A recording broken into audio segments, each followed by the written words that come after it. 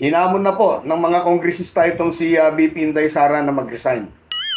At kung magkaganon at mag-resign nga po itong si VP Sara, sino palagay nyo? Sino sa palagay ninyo ang papalit sa kanya bilang Vice Presidente? Well, sa aking pagsasaliksik, ano po? Pagsasaliksik talaga. Hindi naman. Ayon po sa 1987 Constitution, ano po? Ito, babasahin ko na lang po para sa inyo.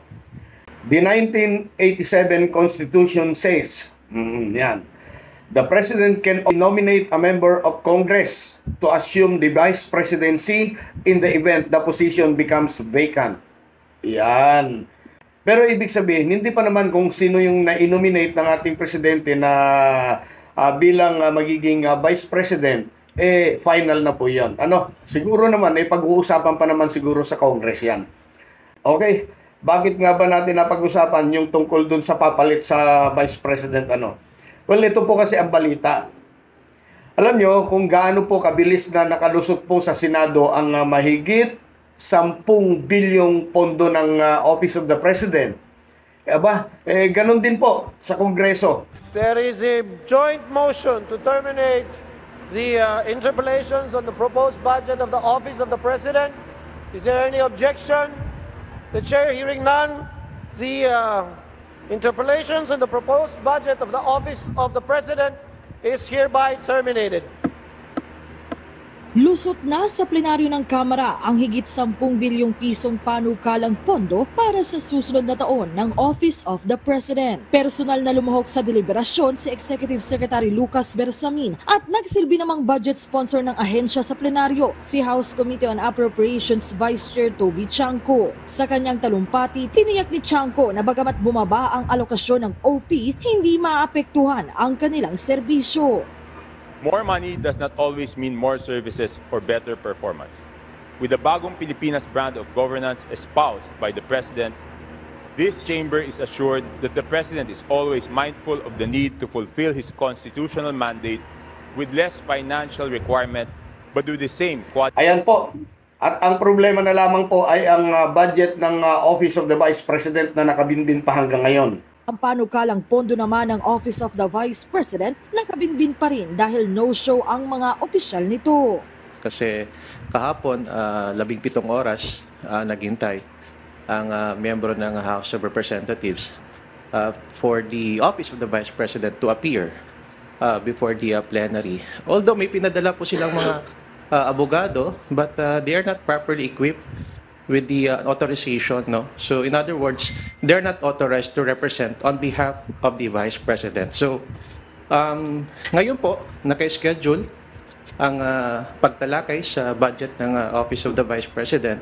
So we will wait until the Vice President shows up and then or any of the representative of the Office of the Vice President. Binigyan ng mga mambabatas ang OVP ng palugit hanggang September 25 para humarap o magpaliwanag ukol sa kanilang panukalang pondo. Hamon ng ilang kongresista kay Vice President Duterte, magbitiw na kung ayaw na niyang gampanan ang kanyang tungkulin. In fairness to her, consistent in the sense na hindi po siya dumalo nung Committee on Appropriations Budget hearing, pati po dito sa plenary, hindi rin po dumalo. So kung ganyan po, it shows that she's not interested with her duties and functions as the Vice President of the Philippines. So kung ganyan po yung lumalabas, probably we can ask her to step down as the Vice President. That's clearly a clear sentiments being shared by a lot of members. Kasi alam mo, trabaho yun, responsibility. This is not even about her, this is about the Office of the Vice President, the second highest position of the land. Ayan, okay. Matindi, matindi. Oo, talagang hinamon po. Kung hindi na daw siya interesado, mag-resign na lamang siya. Yan. Alam nyo, sa kasaysayan po, patungkol po sa mga ganitong budget hearing po sa Senado o kaya sa Kongreso, parang natatandaan ko ngayon lang po nangyari yung ganito Oo, ngayon lamang po yata nangyari yung ganito na ayaw ipagtanggol ng agency o kaya yung ating Vice President yung kanyang budget. Pondo po ng kanyang opisina yan. Kaya nararapat lamang po na sana ipagtanggol po niya, ipaliwanag po ng maayos. Ano po? Ang problema, ayaw naman pong sagutin. Bawat tanong sa kanya, ang belta niya, ito daw ay malinaw na pamumulitika. Ayan, panggigipit daw sa kanya, panggigipit kay BP Sara. Ano ba naman talaga?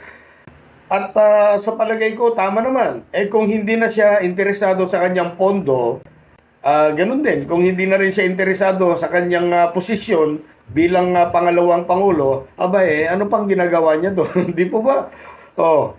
Kaya ito, binigyan nga siya na hanggang ngayon.